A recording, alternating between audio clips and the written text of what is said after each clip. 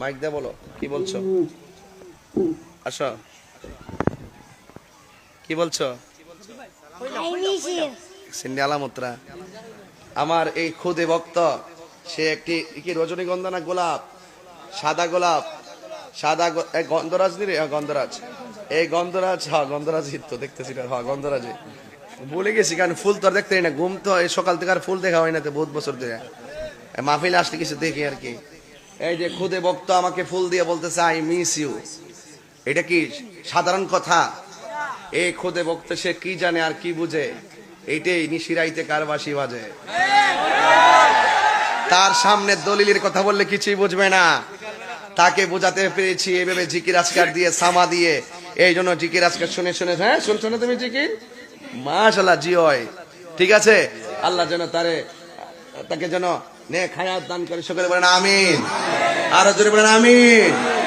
যাও ইনশাআল্লাহ, তোমাকে অনেক মুবারকবাদ, ধন্যবাদ। ও সময় তো নাই, কিতা কইতাম কোন না, দোয়া করতাম ইনশাআল্লাহ। যাও, আল্লাহ কবুল করুক, আমিন কন। যাক ভাইরা আমার, তা আমাদের দেশে বিসমিল্লাহ রুমেলা কথা বলছেন, আমাদের দেশে ওযু করার সময় তাড়াহুড়া আছে না নাই বলেন? ওযুটা শান্তভাবে করবেন, কারণ ওযুর ভিতরে নেকির কোনো অভাব নাই। এই জন্য অনেকে গিরাটাও ভালো করে ধৌত করে না, হাতের কোনই পর্যন্ত পানি তুলে না, কানের লতি পর্যন্ত ভিজে না, থুতনির নিচে এই যে দাড়িগুলো পর্যন্ত খিলাল করে না, পানি ঢুকে না, তাড়াহুড়া করে সে ওযু করে। সে এই জিনিসটা বুঝে না যে ওযু না হলে নামাজ হবে। নামাজের চাবি হলো ওযু, বেহেশতের চাবি হলো নামাজ, আর ওযুর চাবি হলো পবিত্রতা। এখন ওযু সুন্দর করে করলেন, নামাজও সুন্দর করে পড়লেন, প্রস্রাব করে পানি নিলেন না। প্রস্রাব করে পানি না নিয়ে যদি ওযু করেন, হবে ওযু?